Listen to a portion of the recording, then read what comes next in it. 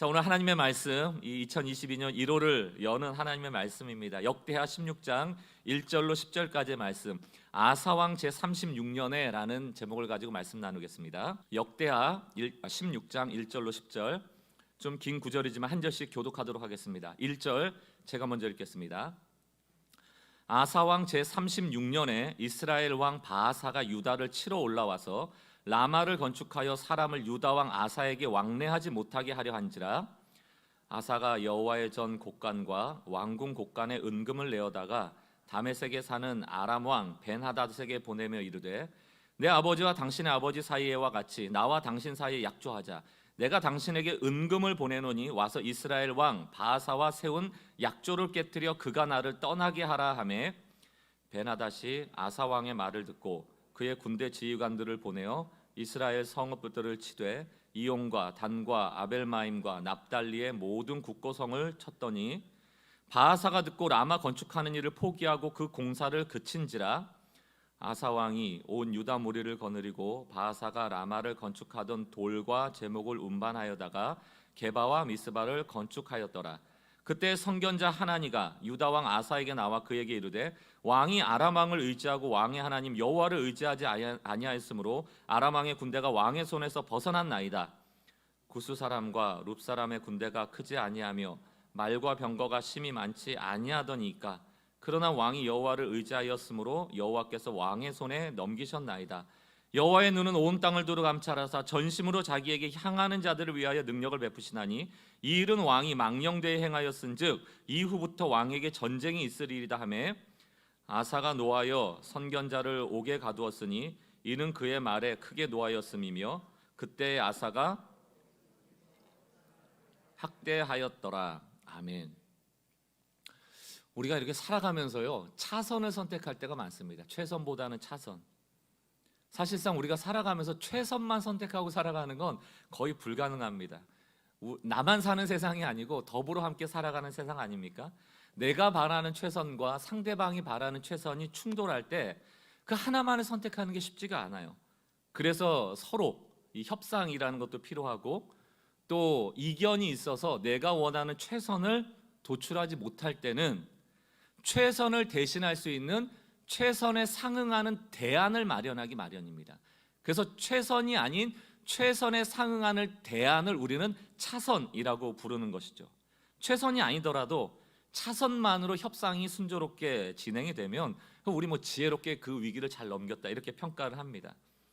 차선이라도 선택해서 싸우지 않고 평화로운 관계를 유지할 수 있다면 이건 역시 참 좋은 일이면 분명합니다. 저도 가끔 이제 결혼하는 예비 부부들 만나면요, 부부싸움이라는 게 서로의 입장을 주장할 때 나오잖아요. 나는 곰탕 먹고 싶고 저기는 스테이크 썰고 싶다. 그럼 싸우는 거 아닙니까? 그때마다 제3의 대안이 중요하다. 그냥 곰탕도 말고 스테이크도 말고 좀 지혜롭고 성숙한 남편이든 아내든 그 둘 중에 한 사람이 그럼 김치찌개 어때? 이렇게 제3의 대안을 마련하는 것, 그것이 조금 양보하지만 평화로운 부부 생활을 할 수 있는 방법이라는 얘기를 제가 권면하곤 합니다. 그러나 여러분, 차선을 지혜로 여기는 이 세상의 방식과는 반대로 차선을 선택하지 않고 최선이 아니라면 목숨까지 내거는 사람도 분명히 존재합니다. 특히 신앙의 영역으로 넘어오면 진리는 차선이 존재하지 않기 때문에 진리라는 최선을 위하여 차선을 선택하지 않는 순교자들이 바로 그런 좋은 예가 될 것입니다. 우리의 삶을 좀 돌아보면 우리는 차선을 너무 지혜로운 것처럼 생각하면서 신앙의 영역까지 그냥 편리한 방식대로, 내가 세상에서 선택하는 방식대로 하나님을 섬기고 있는 것은 아닌지 한번 돌아봐야 될 필요가 있다는 것이죠. 그러나 하나님을 섬기는 신앙에는 차선이 없습니다. 최선만을 요구하시는 것이죠. 하나님은 미봉책이 아니에요. 땜빵이 아니란 얘기입니다. 이 미봉책이라는 단어는 이 군사 용어에서 나왔는데, 전차부대 같이 큰 덩어리 부대들이 쭉 나열해서 쭉 적진을 향해 갈 때 전차부대와 전차부대 사이에 빈틈이 있잖아요. 거기를 보병부대가 채우는 것을 미봉이라고 얘기했다고 합니다.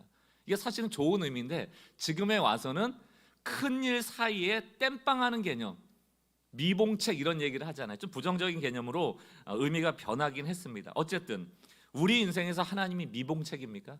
내 인생에 내가 전차 부대를 다 계획해 놓고 좀 빈 부분, 그 사이사이에 하나님을 끼워 넣는 것, 그것이 혹시 우리의 신앙의 모습은 아닙니까? 우리 2022년도 새해를 맞이하면서 한번 질문해 봐야 돼요. 하나님은 내 인생의 최선인가 아니면 차선인가? 나는 내 계획을 다 세워놓고 그저 하나님을 그 사이사이에 땜빵처럼 여기는 하나님을 미봉책으로 여기고 살아가고 있지는 않은가? 사랑하는 성도 여러분, 신앙에서 하나님은 유일한 최선이십니다. 그렇기 때문에 우리의 신앙 역시 최선의 하나님을 섬길 때 최선을 다해야 된다. 미봉책이 아니고 전부로 여기며 우리가 하나님을 섬겨야 된다. 최선을 대신할, 곧 하나님을 대체할 차선은 존재하지 않는다. 그래서요, 이런 말이 있습니다. 최선의 적은 최악이 아니다. 최선의 적은 최악이 아니다. 차선이다. 이게 신앙에는 정확한 말이에요. 최선으로 하나님을 섬기지 않는 것은 우리가 악하게 살아가는 게 아니고요, 대체품을 만드는 겁니다. 우상이죠. 우리가 세상에서 먹히던 지혜, 차선을 선택해도 그것을 지혜롭다고 여겨왔던 그 삶의 방식이 신앙에 적용됐을 때는 독이 된다. 제가 언젠가 읽었던 영국의 시인이더라고요. 알프레드 테니슨이 쓴 할머니라는 시의 한 구절입니다. 한번 들어보세요. 진실을 반쯤 섞은 거짓말이 가장 시커먼 거짓말이다. 진실에 반쯤 섞은 거짓말이 가장 시커먼 거짓말이다. 온통 새빨간 거짓말, 100% 거짓말은 즉각적으로 대항하여 싸우기가 쉬운 법, 그러나 일부분만 진실인 거짓말은 훨씬 싸우기가 어렵다네. 무슨 얘기인지 아시겠어요, 여러분? 우리의 삶이 이럴 때가 많습니다. 하나님을 반쯤 섬겨요. 그게 제일 어려워요. 이게 성도들의 신앙을 평가할 때도요, 이게 종교생활처럼 잘 하시는데 그 마음의 속을 알 수 없을 때, 말과 행동이 다를 때, 이럴 때가 더 어려워. 차라리 악한 행동 해버리면 아주 나쁜 사람이면 저 사람 나쁜 사람이구나 대응할 수 있습니다. 여러분, 차선, 일부분만 선택하는 그런 취사 선택하는 삶이 온전한 신앙생활을 해친다. 반쪽짜리 신앙으로 만든다. 세상에 반쪽짜리 신앙은 없습니다. 우리는 우리 스스로 속아요. 어떤 논리에 속습니까? 아니 목사님, 그래도 반쪽짜리 신앙이라는 게 반쪽은 남아있는 신앙 아닙니까? 이렇게 말한다고요. 아주 없는 신앙은 아니지 않습니까? 라고 말한다고요. 오늘 이 할머니의 시라는 내용을 봐도 그게 더 어렵다니까요. 그게 더 힘들다니까요. 차라리 넘어져 버리면, 차라리 제로가 돼버리면 회개하고 돌이킵니다. 그러나 50점짜리는 회개를 안 해요. 그 남아있는 반 때문에. 하나님은 반쪽짜리 신앙을 0점짜리 신앙이라고 늘 말씀하신다고요. 그러므로 오늘 우리는 차선을 선택하면서 하나님을 차선처럼 여기면서 여전히 나는 하나님 섬기고 있어 라고 착각하지 않는지 돌아봐야 한다는 것입니다. 2022년을 시작하면서 저는 우리 모두가 올 한 해 하나님을 최선으로 여기고 최선신 하나님을 최선을 다해 섬기는 전심 전력의 신앙으로 나가시는 여러분 되시기를 주의 이름으로 축원합니다. 매년 한 해를 정리하면서 이 대학의 교수들이 정하는 사자성어가 있지 않습니까? 올해도 2021년도를 정리하면서 교수신문에 실렸던 선택된 사자성어가 묘서동처라는 겁니다. 많이 들어보셨을 거예요. 요즘 뉴스에도 많이 나오더라고요. 묘서동처, 고양이 묘, 찍찍, 지서, 함께 한다라는 동, 머무르다라는 처입니다. 고양이하고 쥐가 같이 머무르고 있다는 거예요. 여러분, 쥐가 도둑이라고 한다면 고양이는 쥐 잡으라고 있는 것 아닙니까? 근데 도둑을 잡아야 될 고양이가 도둑질하는 쥐랑 같이 있다, 이 얘기예요. 지금 시대로 꼬집은 것 아닙니까? 공무원들, 또 공인들, 그렇게 해서는 안 되는 사람들이 오히려 법을 집행하는 사람들이 법을 이용해서 악한 일을 한다거나 내로남불처럼 내가 하는 것은 늘 옳다라고 여기면서 실제적으로 그렇게 살지도 않는, 공의를 외치고 정의를 외치지만 살지 않는 이 종교인들도 마찬가지, 우리 신앙인들도 마찬가지입니다. 묘소동처. 올바른 신앙, 전심전력의 신앙이 뭔가? 그것은 함께 해서는 안 되는 것과 함께 하지 않는 것이고요, 잡아서는 안 되는 것과 잡아서 잡지 않는 것입니다. 그것이 하나님 앞에서 전심전력하는 신앙이에요. 잡아야 할 것만 잡고 가야 할 것만 가고 함께 해야 될 것만 함께 하는 것, 그것이 전심전력으로 하나님께만 집중하는 신앙이죠. 어떤 칼럼에 보니까 이 최선을 다한다는 정의를 참 재밌게 표현하셨더라고요. 이게 아마 여성분들이라면 더 많이 공감하실 것 같은데 이렇게 써놨습니다. 최선이란 산모가 아이를 낳을 때 쓰는 힘이다, 이렇게 돼 있어요. 산모가 아이를 낳을 때 쓰는 힘, 이게 전심전력이라는 거예요. 최선을 다한다. 여러분, 산모가 아이 낳을 때 딴 생각해요? 산모가 태아를 10개월 동안 품고 있을 때 딴 생각합니까? 온통 이 태아에게 집중되어 있고요. 그 태어나는 탄생의 순간에는 힘을 써서 그 아이를 밀어내는 거기에만 온통 집중하지 않습니까? 호흡하면서 산소를 계속 그 아이에게 부어주면서 이 아이가 잘 나오기만을 생각하는 거, 그게 최선이에요. 그렇게 하나님만 보라는 겁니다. 하나님은 이렇듯 자신을 향하기를 원하시는 거예요. 신명기 6장 4절 5절 말씀, 우리 한 목소리를 한번 읽어보기를 원합니다. 함께 읽겠습니다. 시작. 이스라엘아 들으라, 우리 하나님 여호와는 오직 유일한 여호와시니 너는 마음을 다하고 뜻을 다하고 힘을 다하여 내 하나님 여호와를 사랑하라. 그분만 집중하라는 거예요. 대체 불가능한 분이 아니다. 유일한 분이시니, 최선의 분이시니, 어떤 차선도 대안이 될 수 없으니, 오늘 우리가 읽었던 역대하 본문 16장에서도 핵심 구절이 무언가 9절입니다. 이것도 다시 한번 우리 같이 읽어보겠습니다. 역대하 16장 9절입니다. 시작. 여호와의 눈은 온 땅을 두루 감찰하사 전심으로 자기에게 향하는 자들을 위하여 능력을 베푸시나니 이 일은 왕이 망령되이 행하였은즉 이후부터 왕에게 전쟁이 있으리이다 하며, 전심으로 하나님을 향하는 자, 그들에게 하나님도 능력을 베푸신다. 전심전력하는 자에게 하나님도 전심전력한다, 이 말씀 아닙니까? 그러나 오늘 역대하 16장의 주인공인 아사 왕은 망령되이 행했다고 얘기를 합니다. 그 망령된 게 뭐겠어요? 앞에 단어하고 대조를 이룬다고 하면 전심전력하지 않았다는 거예요. 하나님을 최선으로 여기지 않았다는 겁니다. 하나님을 차선으로 여겼다는 겁니다. 오늘 역대하 16장을 통하여서 이 아사 왕을 우리가 반면교사 삼아 어떻게 하면 우리가 전심전력할 수 있을지를 깨닫는 그런 시간 되기를 원합니다. 우리 본문은 아사 왕 시대예요. 남유다. 여러분 잘 아시다시피 이스라엘은 솔로몬 이후에 북이스라엘과 남유다로 나뉘게 됩니다. 지금 이 시대에는 남유다의 아사 왕이 통치하던 시대인데요, 이 아사 왕은 남유다에서 가장 오랫동안 통치했던 왕입니다. 무려 41년. 그런데 이 아사 왕이 통치했던 41년을 전반부와 후반부 두 가지로 구분할 수 있는데, 그게 바로 1년에서부터 35년까지가 전반부고요, 35년 이후, 다시 말하면 오늘 설교 제목처럼 아사 왕 36년부터가 후반부예요. 이 두 가지를 잠깐 나눠서 살펴보겠습니다. 먼저 아사 왕이 1년부터 35년까지 이 통치하는 기간 동안에는요, 칭찬 일색이에요.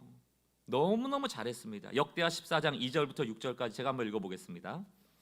아사가 그의 하나님 여호와 보시기에 선과 정의를 행하여 이방 제단과 산당을 없애고 주상을 깨뜨리며 아세라상을 찍고 유다 사람에게 명하여 그 조상들의 하나님 여호와를 찾게 하며 그의 율법과 명령을 행하게 하고, 5절, 또 유다 모든 성읍에서 산당과 태양상을 없애매 나라가 그 앞에서 평안함을 누리니라. 6절, 여호와께서 아사에게 평안을 주셨으며 그 땅이 평안하여 여러 해 전쟁이 없었다, 싸움이 없었다. 뭐 이런 칭찬을 받은 왕이 또 있나 싶습니다. 하나님 앞에 최선을 다했던 이 아사 왕의 이 신앙은 자기 어머니에게도 예외는 아니었어요. 역대하 15장 16절을 봤더니 아사 왕의 어머니 마아가가 아세라의 가증한 목상을 만들었으므로 아사가 그의 태우 자리를 패버려요. 이 정도로 견고한 신앙을 갖고 있었습니다. 그리고 그 어머니가 갖고 있던 우상을 찢고 빻아서 시냇가에 불살라 버립니다. 대단한 인물이거든요. 그러나 무슨 일인지 1년부터 35년 동안 이렇게 칭찬받았던 아사가 36년이 되자 변하기 시작해요. 36, 37, 38, 39, 40, 41. 그 말년의 6년 동안이 앞에 35년과는 전혀 달라요. 우리가 전심전력을 다한다는 건 지금 이 순간에 에너지를 쏟는다는 얘기가 아닙니다. 우리가 하나님 앞에 전심전력을 다해 예배한다는 것이 오늘 이 한 주간의 예배만을 전심전력을 에너지를 쏟는다는 게 아니고 한결같이 변함없이 죽을 때까지 일평생 하나님을 이 한 마음으로 살아가는 것이 전심전력이거든요. 물론 오늘 이 한 번의 예배가 쌓이고 쌓이는 것이 너무너무 중요하겠죠. 그러나 35년을 잘 섬겼던 아사왕이 한순간 무너져요. 35년을 잘 섬겼던 아사왕이 한순간에 무너진다고요. 우리라고 예외겠습니까? 오늘 저는 우리가 이 아사왕을 통하여서 무너지지 않고 어떻게 하나님을 섬길지에 대해서 고민하는 시간이 됐으면 좋겠습니다. 아사왕 앞에 지금 세 가지 상황이 놓여 있거든요.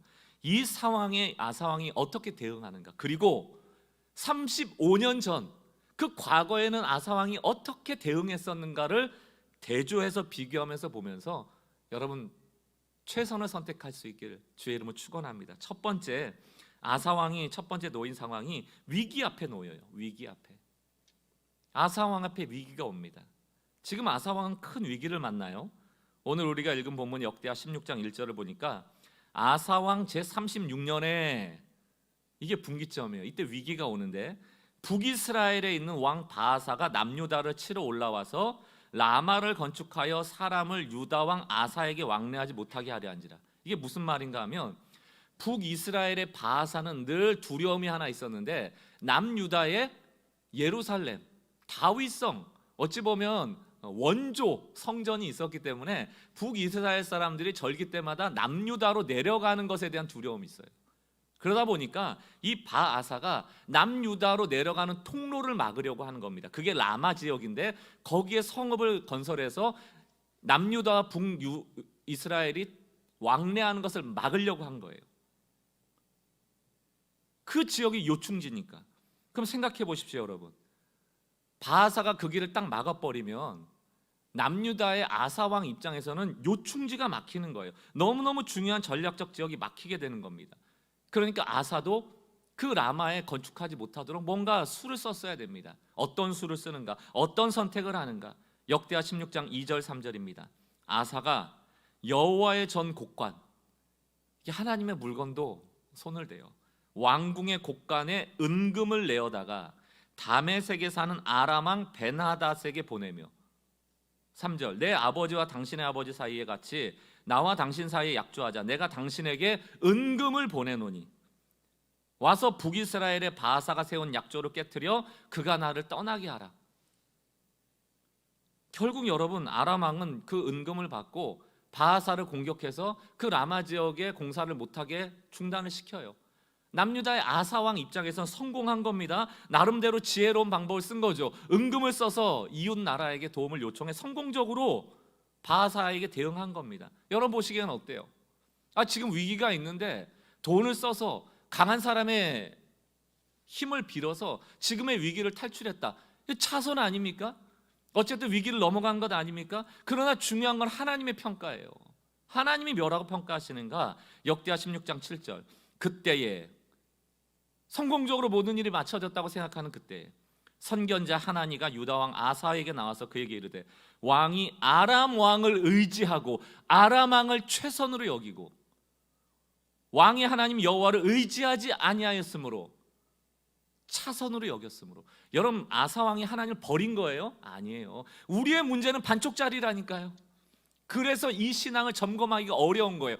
우리 스스로도 우리의 신앙을 왜 평가하기가 어려운가? 50점이 남아있기 때문이에요. 그것 때문에 성경 안 읽는 겁니다. 그것 때문에 기도 안 하는 거예요. 그것 때문에 예배를 헛소리 드리는 거예요. 차라리 그 50점도 빵점이 돼버리면 그 하나님 찾거든요. 그러나 아사왕은 하나님을 차선으로 여겨요. 그 결과가 뭡니까? 16장 7절 아람 왕의 군대가 왕의 손에서 벗어났나이다. 이게 무슨 얘기인가? 지금은 은금을 줘서 아사왕이 베나닷이라는 왕을 지금 좌지우지한 것처럼 보이지만 왕의 손을 벗어났다. 앞으로는 그 베나닷이 남유대 당신들을 지배할 것이다. 그 얘기예요. 내가 지혜롭다고 차선으로 싼 그것이 결국 우리에게 도구로 돌아올 것이다. 그러면서 선지자 하나니가 아사왕에게 과거를 돌아보라고 얘기합니다. 35년 전에 왕은 어떠셨습니까? 16장 8절 구스 사람과 룹 사람의 군대, 이게 적군들이 그 군대가 크지 아니하며 말과 병거가 심히 많지 아니하더이까 너무너무 많이 왔었잖아요.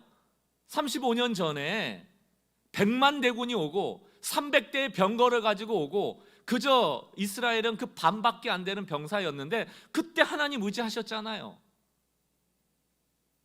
바하서보다 더 강력한 왕이 왔을 때도 하나님 의지해서 이겼고 하나님이 도우셨잖아요. 왕이시여 35년 전에 어떻게 기도하셨습니까? 기억해 보세요라고 말합니다.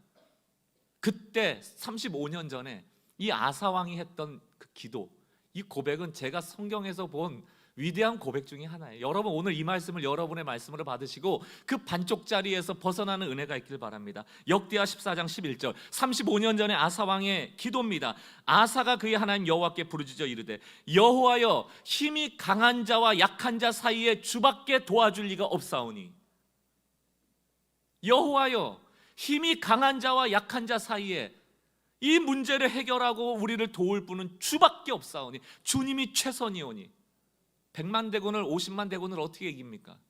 병거 300대를 어떻게 이깁니까? 우리는 약합니다. 그러나 우리가 감당할 수 있는 강한 적을 만나고 우리가 감당할 수 없는 환경을 만날 때 나를 도울 수 있는 최선은 주밖에 없습니다. 이게 35년 전의 아사였습니다. 좀 더 읽어보겠습니다. 우리 하나님 여호와여 우리를 도우소서. 우리가 주를 의지하며 주의 이름을 의탁하옵고 이 많은 무리를 치러 왔나이다. 여호와여 주는 우리 하나님이시오니 원하건대 사람이 주를 이기지 못하게 하옵소서 하였더니, 아니 이 기도가 왜 바하사한테는 안 됩니까? 35년 전 기도가 제 아사왕 제 36년에 나오지 않더라는 거예요. 사랑하는 성도 여러분, 우리의 인생도 마찬가지 아닙니까? 강한 자를 만날 때가 있고 강한 두려움을 만날 때가 있을 때, 여러분 이 역대하 14장 말씀을 이기시길 바래요. 올 한해 강한 자를 만날 때 저는 약하오니 이기게 하실 분은 주밖에 없습니다. 하나님이 최선입니다. 우리 인생에 두 가지 선택밖에 없지 않습니까? 차선을 선택할 것이냐, 최선을 선택할 것이냐. 최선의 하나님을 선택하는 2022년 되길 주의 이름을 축원합니다. 아사왕은 두 번째 말씀 앞에 서게 됩니다. 말씀 앞에 서게 돼요. 사람은 다 실수하죠. 그러나 하나님은 그 실수했다고 바로바로 벌하시는 분이 아니에요. 인과응보의 하나님이 아니고 늘 인과응보를 뛰어넘어 우리에게 늘 은혜 베푸시기를 원하시죠. 그래서 선지자를 통하여 권면하시는 것 아닙니까? 오늘 이 선지자 하나님의 권면이 뭡니까? 역대하 16장 9절 말씀. 여호와의 눈은 온 땅을 두루 감찰하사 전심으로 자기를 향하는 자들을 위하여 능력을 베푸시나니 이 일은 왕이 망령되게 해하였은즉 이후부터 왕에게 전쟁이 있으리이다. 여러분 이런 얘기 들으면 어떻게 해야 돼요? 아, 내가 전심전력하는 신앙을 잃어버렸구나. 하나님의 눈밖에 났구나. 마치 다윗이 나단 선지자의 지적을 받은 다음에 납작 엎드려져서 주여 나를 떠나지 마옵소서 기도하지 않습니까? 그리고 하나님께서 회복을 주시잖아요. 그러나 이 경고의 말을 듣고도 아사왕은 회개하지 않아요. 실패합니다. 역대하 16장 10절 그 하나님의 경고가 오자마자 어떻게 반응합니까? 아사가 노하여 하나님의 말씀이 듣기 싫은 거예요. 그 선견자를 옥에 가둬버립니다. 이는 그의 말에 크게 노하였음이며 그때 아사가 또 백성 중에 몇 사람을 학대했다. 누구를 학대했을까요? 그런 얘기를 종종 했을 거 아닙니까? 왕이시여 왜 변하셨어요? 왜 이전하고 다르셨어요? 옛날에 기도하시더니 왜 이렇게 행하세요? 많이 말했을 거 아닙니까? 35년 동안이나 너무 선한 왕이었으니까. 갑자기 변한 아사왕 때문에 얼마나 당황했겠어요. 그런 사람이 나올 때마다 귀를 닫고 학대하기 시작하는 거예요. 그럼 아사왕이 35년 전에는 어땠을까? 역대하 15장 8절 말씀입니다. 아사가 이 말 곧 선지자 오뎃의 예언을 듣고 하나님의 말씀을 들을 때 마음을 강하게 하여 가증한 물건들을 유다와 베냐민 온 땅에 없애고 또 에브라임 산지에서 빼앗은 성읍들에서도 없애고 또 여호와의 낭실 앞에 있는 여호와의 제단을 재건하고 9절 또 유다와 베냐민의 무리를 모으고 에브라임 므낫세와 시몬 가운데서 나와서 저희 중에 머물러 사는 자들을 모았으니 이는 이스라엘 사람들이 아사의 하나님 여호와께서 그와 함께 하심을 보고 아사에게로 돌아오는 자가 많았습니다. 하나님의 말씀을 들은 아사에게는 늘 복이 있었어요. 평안을 통하여 전쟁이 없고 그 백성들이 하나님께로 돌아와 예배하는 일들이 많았거든요. 사랑하는 성도 여러분, 우리가 늘 말씀 앞에 서야 합니다. 하나님의 말씀은 달고 오묘하지만 또 때로는 우리를 지적하고 질책합니다. 우리 입맛에 맞는 말씀만 주시는 게 아니고 우리의 교만을 낮추시는 말씀도 주셔요. 말씀 카드를 뽑다 보면 막 화려한 미사일과 적혀져 있는 축복의 말씀도 있지만 때로는 경고의 말씀을 받을 수도 있습니다. 아이 그럼 이거 난 경고의 말씀은 안 받을 거야 하고 집어넣고 다른 거 뽑는 게 아니고 그 경고의 말씀 앞에 순응하는 겁니다. 나를 점검하는 것이죠. 그 말씀이 쓰다고 뱉어버리는 우를 범해서는 안 된다는 얘기예요. 우리 교회 성도 여러분, 2022년도 앞서 말씀드린 것처럼 저는 올해 소그룹을 강조도 하고 강요도 할 겁니다. 내일부터 하는 성경 읽기 소그룹도 여러분 들어오시고 BSF도 들어가시고 인대인도 3월부터 시작할 때 들어가시고 또 설교 나눔을 하는 소그룹도 들어가십시오. 목사님 그 4개 중에 뭘 하면 좋습니까? 다 하세요. 여력만 내시면 다 하십시오. 뭐가 좋고 나쁘고가 어디 있겠어요? 여러분 마음 주시는 대로 하는 거죠. 왜 소그룹이 필요한가? 소그룹에 가야지 선견자, 예언자, 선지자들이 거기 다 있는 거예요. 우리 동료들이. 그 사람들이 깨달은 하나님의 말씀을 내어 뱉을 때 그것이 나에게 쓰더라도 받는 장소가 바로 소그룹이에요. 거기에서 훈련하지 않으면 우리는 36년이 된 아사 왕과 같이 변질될 위험에 노출되는 겁니다. 누가 조금만 뭐라고 지적하면 화가 나고 고집스럽게 자기 주장밖에 못하고 다른 사람들은 다 틀렸다고 하고. 왜 그럴까요? 그 주변에 사람이 없어서 그래요. 하나님의 말씀이 없어서 그래요. 내가 보는 성경 말씀은 늘 내가 밑줄 그어놓고 선입견에 갇혀서 반쪽짜리 신앙인으로서 성경을 보다 보니까 왜곡되죠. 소그룹이 왜 필요한가? 우리는 홀로 신앙생활 할 수 없다, 있다라고 생각하는 것이 자만이다. 소그룹에 상처가 많아요? 거기서 상처받으신 분들이 있죠. 제가 그래서 1년 차에서 지금까지 소그룹을 강조를 안 한 겁니다. 상처받은 분들이 너무 많아서. 그러니까 하나만 한 것 아닌가? 상처 주는 것 때문에 뭐 하나? 생각해 보니까 그게 아니고 때로 진짜 부족해서 상처 주시는 분도 있지만 때로는 옳은 소리를 듣질 못해서 상처받는 경우도 있더라고요. 사랑하는 성도 여러분, 2022년 한 해는 어떠한 곳이든 하나님의 말씀이 있는 곳을 찾아가시는 주의 백성들 되시기를 주의 이름으로 축원합니다. 거기에 머무를 때 우리가 차선을 극복하고 최선의 하나님을 전심전력하여 섬기며 살아갈 수 있다. 말씀 앞에 서는 자가 결국 전심전력으로 신앙생활을 하는 자다. 이것을 기억하시는 우리 성도님들 되시길 주의 이름으로 축원합니다. 세 번째, 아사 왕은 세 번째로 기회 앞에 섭니다. 기회. 하나님은 늘 오래 참으시는 하나님이세요. 이 정도 되면 이미 벌을 하실 수도 있을 것 같은데 하나님 마지막 기회를 주세요. 역대하 16장 12절을 보니까 아사가 왕이 된 지 39년에 그의 발이 병들어 매우 위독했으나 병이 있을 때에 그가 여호와께 구하지 아니하고 의원들에게 구하였더라. 똑같아요. 36년째 바하사에게 한 일 이후 3년이 지났는데 오히려 이 병이 기회거든요. 이 병의 위독함에 어떻게 하나님 반하기 원하셨을까? 주여, 혹시 제 잘못을 지적하시려고 이 발에 병을 주셨다면 회개합니다, 돌이킵니다. 이럴 수 있는 기회임에도 불구하고 끝까지 이 아사 왕은 하나님을 구하지 않아요. 의원을 최선으로 여깁니다. 여전히 여호와는 차선으로 놓여 있는 것이죠. 오해하지 마세요. 의사가 필요 없다, 그 얘기가 아닙니다. 우리에게 지금 코로나 시국에 의사분들만큼 감사하고 고마운 분들이 계십니까? 의학기술이 지금 코로나로 위협받고 있는 이때 우리를 살게 하는 아주 중요한 역할을 하고 계시는 분들이죠. 여기서 드리고자 하는 메시지는 그럼에도 불구하고 의사 위에 하나님이 계신다. 의사를 통치하는 분이 계신다. 의사는 하나님 앞에서는 최선이 아니에요. 하나님을 의지하며 의사를 구하였어야죠. 하나님을 구하지 않고 의사를 구하는 의사만을 최선으로 여겼던 것에 대하여 하나님은 마음 아파하시는 것이죠. 우리도 똑같습니다. 한번 신앙이 무너지면요, 반쪽짜리 신앙이 되어버리면요, 부족한 반쪽을 채우려고 하는 게 아니고 남아있는 반쪽만 계속 보고 무너지고 있는데도 몰라요. 마치 댐에 금이 가기 시작하면 어떤 순간에는 무너지지 않습니까? 작은 구멍이라도 그것 때문에 무너지지 않습니까? 우리가 그런 부분에 노출되어 있을 때가 많다. 늘 경계해야 합니다. 아사 왕이 35년이 어땠다고요? 우리보다, 여기 계신 우리보다 훨씬 더 신앙적이었어요.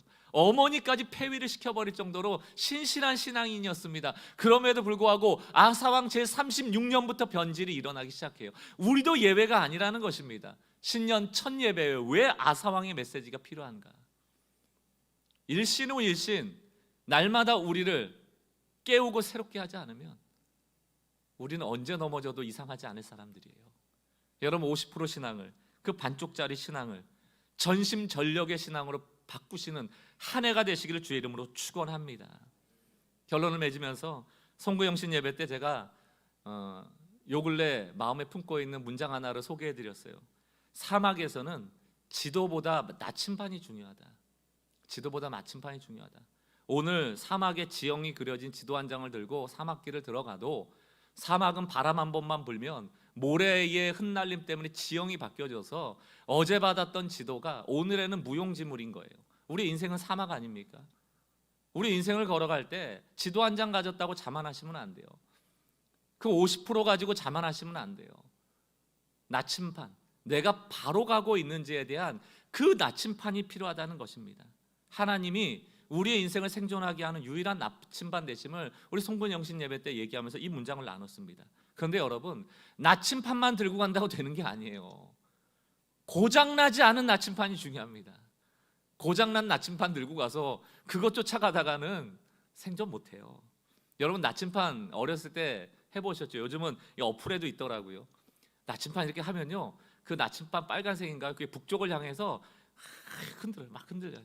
자장을 찾아서 막 흔듭니다. 몸을 돌리면 북쪽을 향해서 막 바늘이 흔들려요. 이게 살아있다는 거예요. 나침반이 고장나지 않았다는 거예요. 계속 흔들면서 그 방향을 조정합니다. 우리 인생이 그래요. 우리 인생이 올곧게 여기로만 쭉 갈 수 있으면 얼마나 좋습니까? 그런데 나침반을 갖고 가더라도 조금만 이탈하면 나침반이 흔들려요. 저쪽으로 가야 돼, 저쪽으로 가야 돼. 우리가 잘못된 길을 갈 때 나침반이 흔들리지 않으면 우리 죽는 겁니다.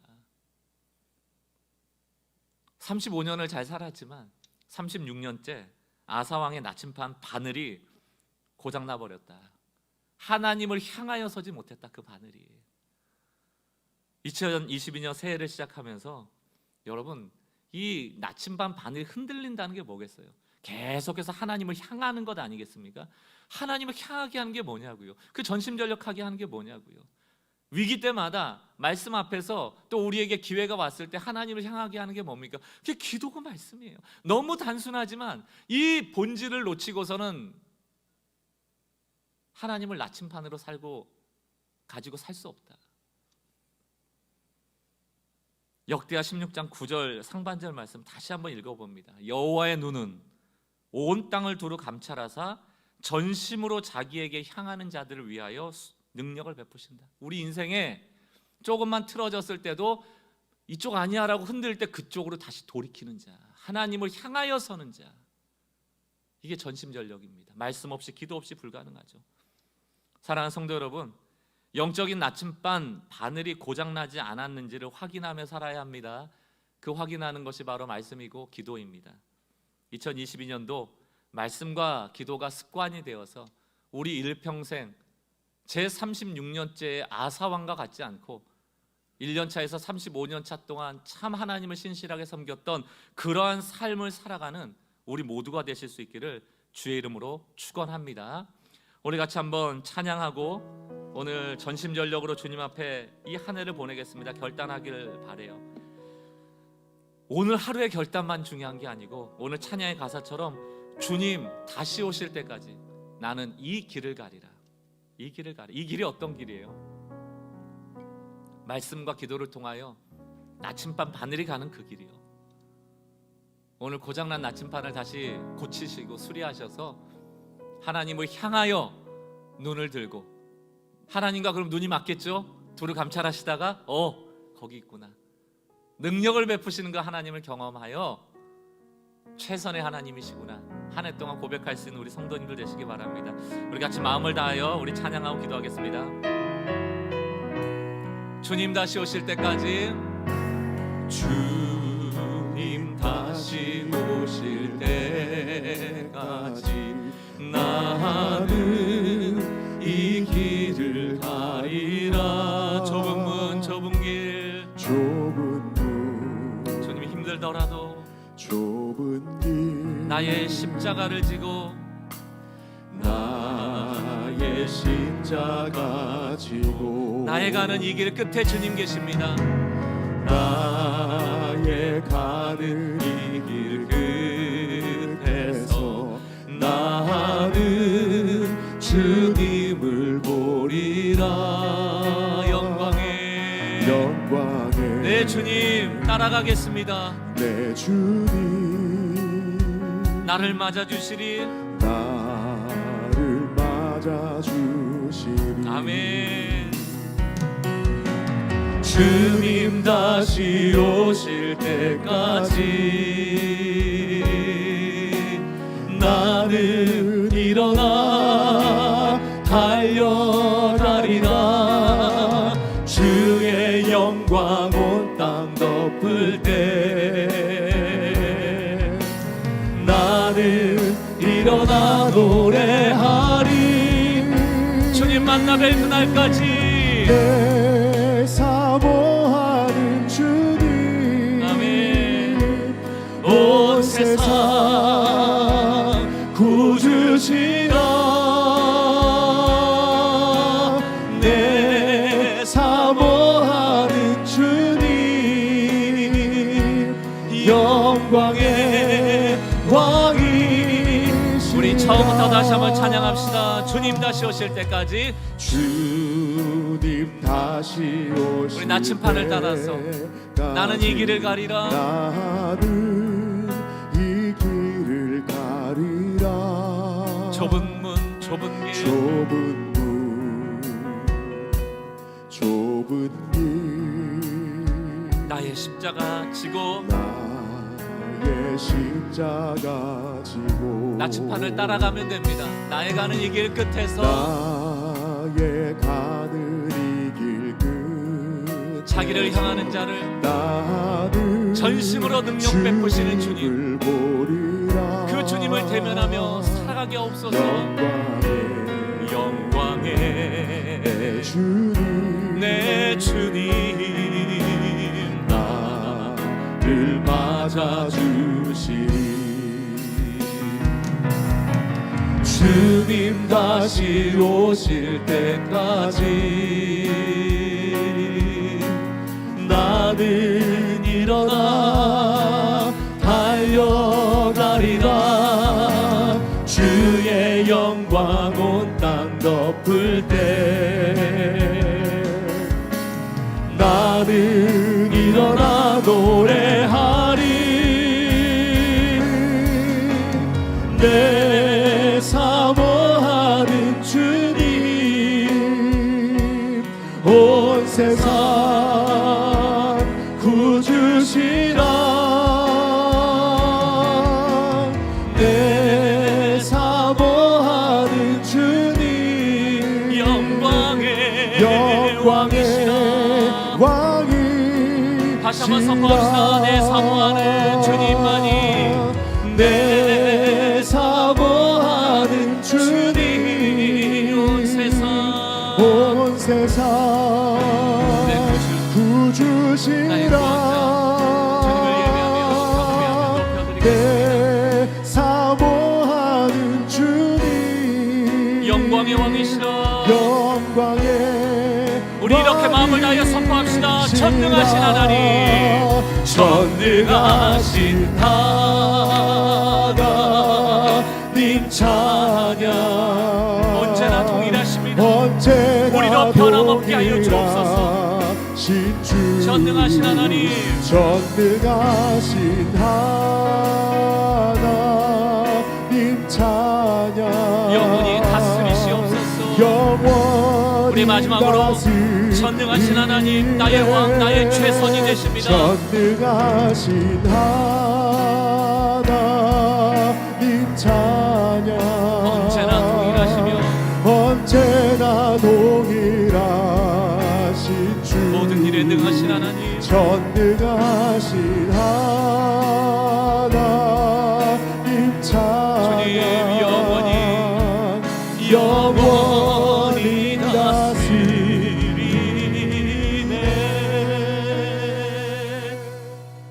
우리 두 눈을 담고 오늘 말씀을 정리할 때 결단하고 또 회개하면 좋겠습니다. 우리의 신앙이 50점짜리인데 남은 50점 가지고 계속 괜찮다고 여기며 살고 있지는 않습니까? 영적인 나침반이 이미 고장나서 엉뚱한 데 바늘이 향하고 있는데 지금 확인하지 않고 걸어가고 계시는 건 아닙니까? 나의 차선을 지혜롭다 여기면서 아사왕처럼 베나닷을 의지하고 하나님을 차선으로 여기며 우리가 선택하고 결정하며 걸어오진 않았습니까? 아사왕이 변질됐다면 우리야 말할 것도 없죠. 오늘 전심전력의 신앙으로 주님 한번 2022년도 나가보길 원합니다. 우리 같이 한번 조용히 오늘 말씀을 정리하며 결단하는 기도 주님 앞에 올려드리겠습니다.